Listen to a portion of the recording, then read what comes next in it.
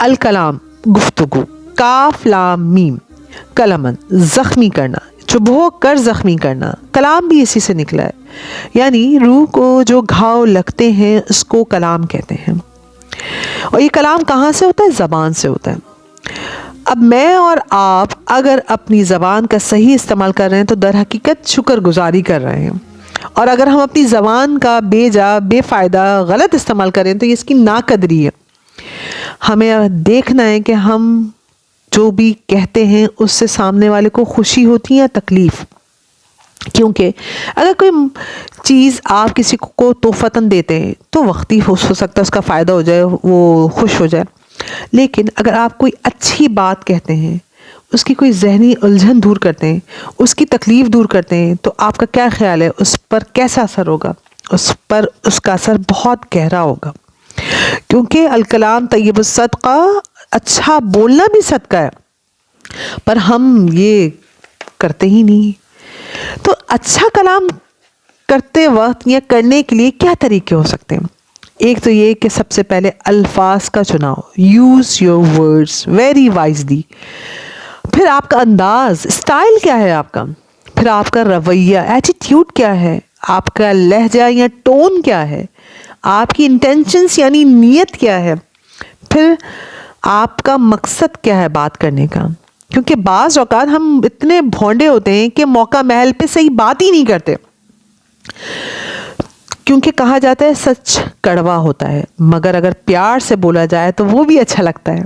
تو یہ سب ہمارے انداز ہیں، ہم بہت کیجول انداز میں بات کرتے ہیں، یا پھر ہمیں طریقہ ہی نہیں آتا، تو ہمیں ان طریقوں کو اپنانا ہے۔ نبی پاک صلی اللہ علیہ وسلم کی سنت میں سے ہمیں پتہ چلتا ہے کہ اللہ کے رسول بات مختصر کرتے تھے، واضح کرتے تھے، اور دوسروں کو ایسے انداز میں بات کرتے تھے کہ سمجھ آ جائے، کیونکہ کثرت کلام ناپسندیدہ ہے۔ آپ بات بار بار ایسے بولتے جائیں گے تو دوسرے کو کیا سمجھ آئے گا؟ اس کو یہی نہیں پتا ہوگا اس میں سے کیا لینا ہے اور کیا چھوڑنا ہے۔ لیکن بیجا خاموشی بھی نقصان دہ۔ اگر آپ کوئی ایسی بات کہنا جانتے ہیں جس سے سامنے والے کا فائدہ ہو جائے تو وہ بات کہنا اچھا ہے، کیونکہ یہ کام ہے خیر کا۔ علم میں اضافہ بھی تو بولنے سے ہی ہوگا نا۔ کسی کا ہو سکتا ہے آپ کے بولنے سے غم دور ہو جائے، اور کوئی آپ سے ایسا سوال کر دے جس کا جواب دے دے تو کسی تیسرے کا بھلا ہو جائے۔ تو کہنا کا مقصد یہ ہے کہ جو بات آپ کہہ رہے ہیں وہ دل میں کسی کی جگہ کر جائے، نہ کہ بس وہ سرسری سی ہو۔ اب کیا ہوتا ہے بولنے میں، آپ کا جسم جو ہے وہ بھی انوالو ہوتا ہے۔ وہ کیسے؟ جب آپ بولتے ہیں تو آپ کی پیشانی پہ بل تو نہیں آ رہے؟ آپ یہ دیکھیں بہت سارے لوگوں کی عادت ہوتی ہے پیشانی پہ بل آ جاتے ہیں۔ پھر آئی بروز کس طرح اتار رہے ہیں، چڑھا رہے ہیں۔ پھر نگاہوں کا کیسا کانٹیکٹ ہے، کیا آئی کانٹیکٹ ہو رہا ہے جس سے آپ بات کر رہے ہیں؟ کیونکہ ہم جب بات کرتے ہیں تو ادھر دیکھ رہے ہوتے ہیں، کبھی ادھر دیکھ رہے ہوتے ہیں، سامنے والا ہم سے بات کر رہا ہوتا ہے تو ہمارا دھیان کہیں ہوتا ہے۔ پھر بعض لوگ ناک چڑھا چڑھا کے بات کرتے ہیں، یا پھر یہ کہ اپنا چہرہ پھیر لیتے ہیں، یا پھر یہ زبان نکال کر بات کرتے ہیں۔ بعض لوگ تو اپنے ہونٹ چبانا شروع کر دیتے ہیں، یا کبھی کبھی سنجیدہ بات کے وقت ہنسنا شروع کر دیتے ہیں۔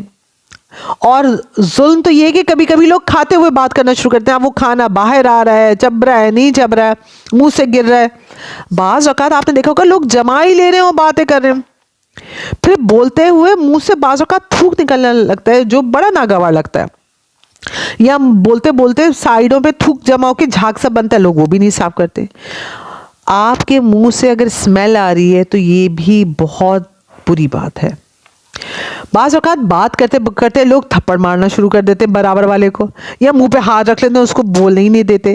یہ سب گفتگو کو آپ کے متاثر کر رہا ہے۔ آپ کا لہجہ چیخ کر بولنا نہیں ہونا چاہیے، تیز نہیں ہونا چاہیے، کوئی ایسا ہونا چاہیے جو سامنے والے کو سمجھ میں آئے، انتہا سے زیادہ دھیما بھی نہیں ہونا چاہیے جو سامنے والے کو آواز ہی نہیں آئے، یعنی باز اس انداز میں ہو کہ دوسرے کا ضمیر جاگے، نہ کہ اس کی انا۔ ہمارے الفاظ ہمارے ارد گرد جو فرشتے موجود ہیں وہ لکھ رہے ہیں۔ کیا ہم گالی گلوچ تو نہیں کرتے؟ کیا ہم کوئی شرکی الفاظ تو نہیں بولتے؟ کیا تقیہ کلام میں کوئی ہم ایسے الفاظوں کا استعمال تو نہیں کرتے جو بہت زیادہ دوسرے کو معیوب لگتا ہے، برا لگتا ہے؟ کیونکہ حدیث میں آتا ہے، نبی پاک صلی اللہ علیہ وسلم نے فرمایا سیدنا ابو ہریرہ رضی اللہ عنہ سے روایت ہے، نبی کریم صلی اللہ علیہ وسلم نے فرمایا، اے اللہ کے رسول، فلاں عورت رات کو قیام کرتی ہے اور دن کو روزہ رکھتی ہے اور عمل بھی کرتی ہے اور صدقہ بھی کرتی ہے اور اپنے پڑوسی کو اپنی زبان سے اذیت دیتی ہے۔ رسول صلی اللہ علیہ وسلم نے فرمایا، اس عورت پہ کوئی خیر نہیں، وہ آگ والوں میں سے۔ لوگوں نے کہا، اور فلاں عورت فرض نماز پڑھتی ہے اور معمولی صدقہ کرتی ہے اور کسی کو اذیت نہیں دیتی۔ رسول صلی اللہ علیہ وسلم نے فرمایا، وہ جنت والوں میں سے ہے۔ تو میں اور آپ غور کریں کہ ہماری زبان سے کسی کو اذیت تو نہیں پہنچ رہی، کیونکہ مسلمان وہ ہے کہ جس کی زبان اور ہاتھ سے دوسرے مسلمان محفوظ رہیں۔